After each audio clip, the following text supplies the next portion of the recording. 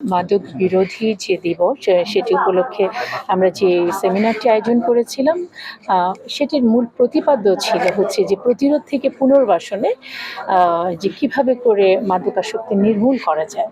So আমাদের যে প্রবন্ধ উপস্থাপন হয়েছে সেখানে আমরা মূল কথা বলতে চেয়েছি যে আমি এবং আমরা এবং এই কনসেপ্টটি জুলাই যেহেতু আমাদের এই প্রোগ্রামটি হয়েছে যে জুলাই বৈষম্যর আন্দোলনের যে বিজয় সেখান থেকে আমরা যেই স্পিরিটটিকে বহন করেছি যে যে কোনো অন্যায়ের জন্য যদি বিজয় আসতে হয় সেটি এবং আমি এবং আমরা সবাই মিলে মাদকতা যদি বলি মাদকাসক্ত যে বিষয়টি সবচেয়ে বড় সমস্যা। সুতরাং যে সুন্দর বাংলাদেশের স্বপ্নের জন্য আমাদের জুলাই আন্দোলনের যেই যারা শহীদ হয়েছে সেই বাংলাদেশ গড়ার জন্য এই সমস্যাটিকেও আমাদেরকে আসলে সবাই মিলে সমাধানের দিকে যেতে হবে। সেই জায়গায় আজকে যে প্রবন্ধটি উপস্থাপন হয়েছে সেখানে মূল বক্তব্যটি হয়েছে যে মানে এই ইভেন এখানে ইসলামের পার্সপেক্টিভ থেকে বলা হয়েছে যে মুহররম মাসে যেরকম অন্যায় সহ্য করা হয় না, জুলুমের এই মানে অবকাশ নাই, হারামের সাথে থাকা যাবে না, মাদক হচ্ছে হারাম এবং ইসলামের স্টেপ বাই স্টেপ কিন্তু এটিকে হারাম হিসেবে বলা হয়েছে। একইভাবে আমরা যেটি বলার চেষ্টা করেছি মাদকাসক্ত যদি কেউ হয়েও যায় সেখানে সেটি নিরাময় যোগ্য সম্ভব, সেটি চিকিৎসাটির ধাপ মানে প্রতিটি স্টেপে সেটি করা সম্ভব।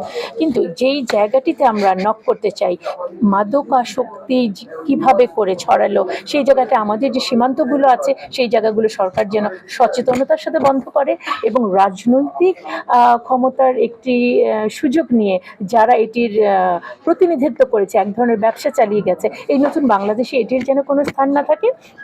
এবং ইসলামে যেটাকে ইসলাম কিন্তু আমি বারবার বলি এটি কোনো মুসলিমের জন্য শুধুমাত্র কোরআন না, এটি সমস্ত হিন্দু বৌদ্ধ খ্রিস্টান মুসলিম সবার জন্য। মাদক তো কোনো নির্দিষ্ট ধর্মের জন্য ক্ষতিকর তা না, সবার জন্য যেহেতু এটি ক্ষতিকর এটি বন্ধের জন্য আমাকে কোরআনের যে নির্দেশনা সেটি মানতে হবে।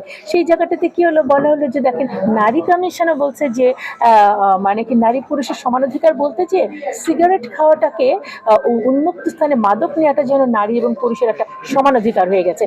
মাদক যদি খারাপ হয় সেটি পুরুষের জন্য খারাপ, সেটি নারীর জন্য খারাপ, মুসলিম অমুসলিম প্রত্যেকের জন্য খারাপ।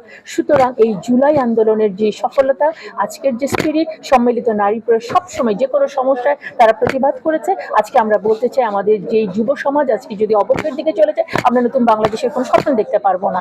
সুতরাং শুধুমাত্র ইসলামের প্রেক্ষিতেই না, আমরা এই দেশের যেহেতু নাগরিক আপনার আমার প্রত্যেকের দায়িত্ব আছে আমার সন্তানটি যেন মাদকাসক্ত না হয়ে যায়, যদি আমার সন্তান না হয় আমার পাশের বাড়ির তাকে যেন আমি মাদকাসক্ত না দিই। আপনারা কিন্তু খেয়াল করেছেন একটি হত্যার ঘটনা আমি বলছি যে সাভারে যেই মেয়েটি তার বাবাকে ফেসবুকে লাইভে এসে হত্যা করলো, আপনারা কি দেখেছেন? সে ছিল মাদকাসক্ত। শুধু তাই না, সে কিন্তু সমকামীও ছিল।